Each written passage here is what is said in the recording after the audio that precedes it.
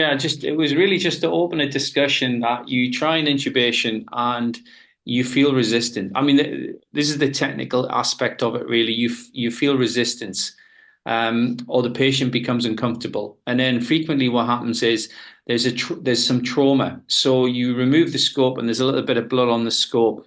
What are you going to do next? I'll just put that to the trainees in the room. What are your options? Yeah. What are your options? Some views.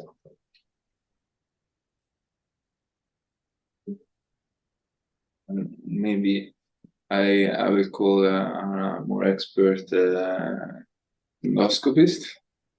Okay. Right, so that's the first thing to do, right? And normally, unless you're in some peripheral clinic or an isolated unit, there's always someone else in the department.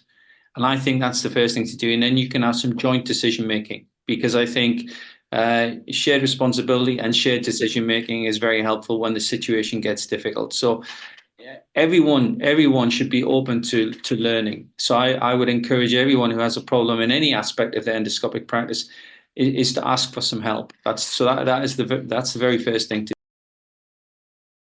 maybe try to change also to transnasal. I don't know. Switch to a ultra slim scope, pediatric gastroscope, maybe a nasogastric scope.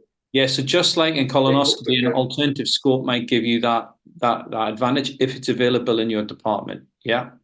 So ask someone else for help, change the scope. What else can you do? Take off the cap, ask the patient how he feels.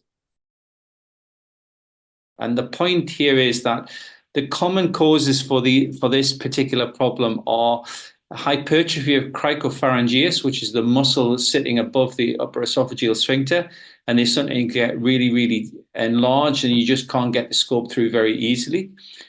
You can have cervical spine deformities, particularly common in rheumatoid arthritis, and you have to be really careful there, because that can cause a real problem if you try and push the scope and you do something to the cervical spine. That would be a disaster, really.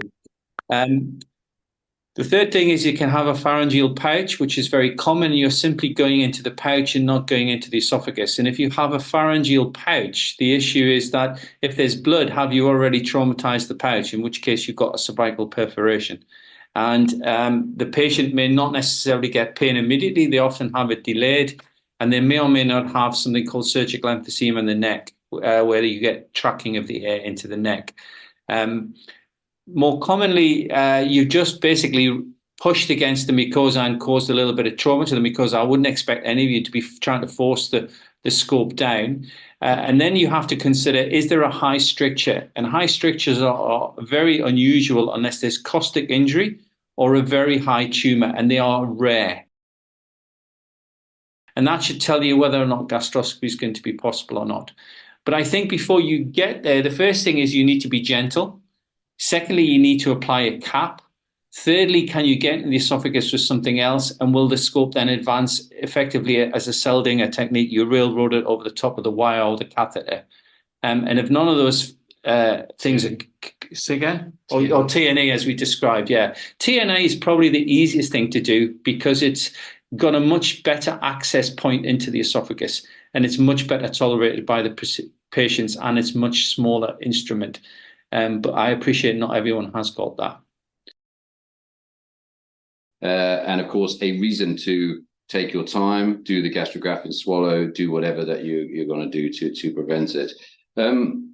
I think that, to be honest, the most important thing that was said in that conversation was said by Michele when you first asked the question, John, and that was ask for the help of somebody else. I mean, I do think that is know the person in your department that has experience. If you're a trainee, ask the consultant in the department, and all these other things. Adding a cap, okay, you could try that, but this wire technique, and before you subject the patient to another examination or have to go for gastrographing or something, just get someone more experienced to do it.